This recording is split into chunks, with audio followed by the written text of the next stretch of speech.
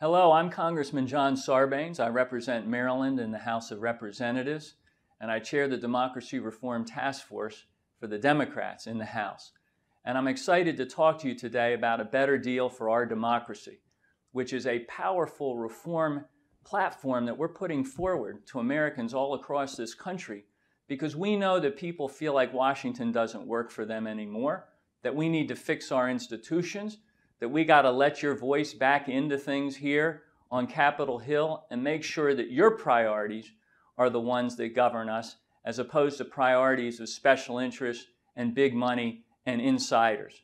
We know that people are tired of the current politics. We hear it every day. When I'm in my district, people come up, they have this sense of being powerless in their own politics and their own government because they look at Washington and they see a system that benefits special interests and powerful influencers. And we need to address that, and the Democrats have a plan to do it. Unfortunately, the Republicans have gone in the other direction. Here in Congress, there's a special interest agenda that puts Wall Street first and the oil and gas industry and the big money crowd. This administration promised to come up here and clean things and fix a broken system. They've only made it worse. So we understand why people are getting even more cynical by the day. We want to offer something different. We have a plan to reform our democracy. A better deal for our democracy has three key components. First of all, we want to empower the American voter. We want to make it easier, not harder, to register and vote. We want to make sure we address partisan gerrymandering so that people feel respected in terms of how districts are drawn across the country. So we have a plan for that. We want to strengthen the Voting Rights Act to make sure everybody has a fair opportunity to vote in our democracy. So these are key elements that we're putting forward as part of a better deal for our democracy so that voters feel respected. We also want to address ethics and accountability. This is the most ethically blind administration we've ever seen. From the president on down, people just don't respect the ethical lines. We need to change that. We need to strengthen the Office of Government Ethics so it has the enforcement authority to go do its job. We need to make sure that if you run for president, you have to release your tax returns. That's a basic indicator of transparency.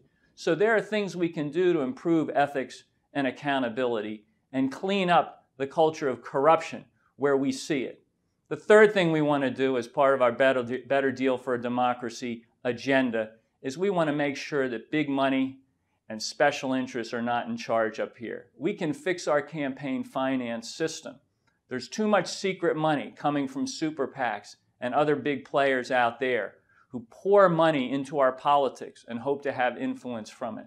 We can push back on that with disclosure and transparency.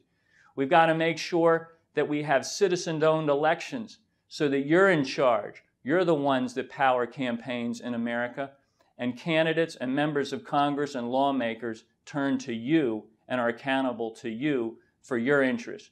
So there are a lot of things we can do, including a constitutional amendment to address that terrible Citizens United case. All of these are part of key elements of a reform agenda that can make a difference for the American people. If we had a better deal for our democracy and fixed our institutions, it would mean that lobbyists aren't in charge anymore up here. If we have a better deal for our democracy, it means that big money and special interests won't call the shots.